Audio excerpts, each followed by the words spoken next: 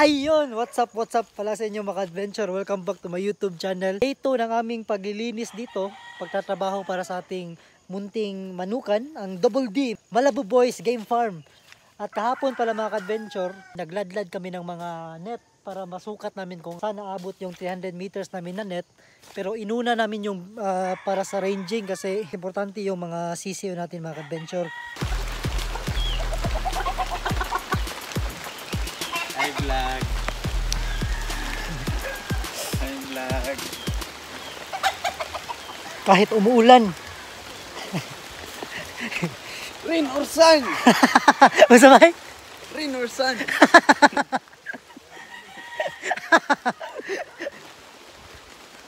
Ika nga, rain or sun?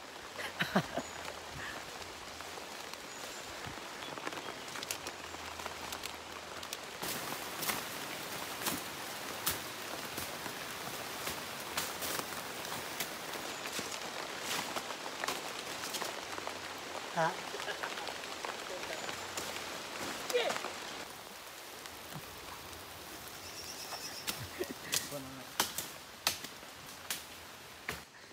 Hello! Hi!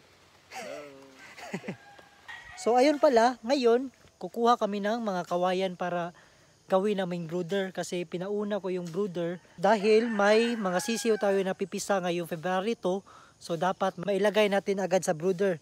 Yung brooder pala na gagawin natin mga adventure ay inspired by Logis Sisiyo Academy. So day 1 pa lang nasa outdoor brooder na ang ating mga sisiw. Mas gusto ko yun mga adventure kasi hindi na tayo gagamit ng ilaw para makatipid naman tayo sa kuryente. Naniniwala ako sa concept na close to wild mas matigas at mas malakas yung ating mga sisiw. So dyan yung plano namin na lalagyan namin ng brooder. At ngayon mangunguha muna kami ng kawayan para bukas mga adventure diretso na kaming gumawa.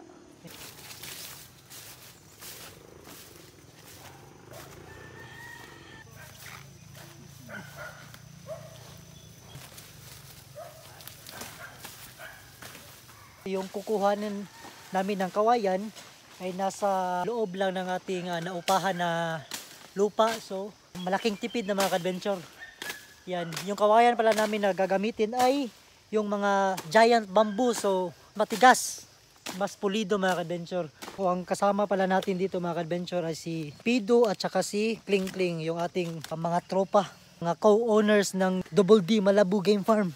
Ito palang dinaanan namin mga adventure ay yung dating talagang original na daan noon ng mga tao dito. Pero ngayon matagal na itong hindi na daanan mga adventure, so medyo masukal na. Aming kawayan dito. Yan. Ayan mga adventure, may natumba na, so mas maganda yan mga adventure. Mas pipiliin namin yung mga natumba na. At dito pala may lagnasan. So may sapa dito mga adventure. Dito din kami nangunguha ng palaka kapag gusto namin kumain ng palaka. Nagsimula nang kumuha si Kling Kling mga adventure. So ito palang kinuha namin ay giant bamboo pero maliit. Ayun, giant bamboo pero maliit. So swerte tayo dito mga adventure dahil yung naupahan natin na lupa, may mga makukuha lang tayo na materyales para sa ating gagawin na mga kubo, mga kulungan ng manok. So sobrang malaking tipid talaga mga adventure. Lagi po ako mag-update kung ano na yung development ng ating gagawing maliit na farm. Malayo pa ito sa mga adventure, sa talagang farm na farm. Sa amin mga adventure na mga small time breeder lang, sobrang laki na po ito. Ang importante naman sa akin, malusog at maganda yung development ng mga sisiw para paglaki nila, warriors talaga. Babed? Oh, yan. So ito po yung sapa mga adventure. Oh. Yan. Oh, ang dami po talagang bamboo dito mga adventure. Oh. Dami natin makukuha na ng materyales.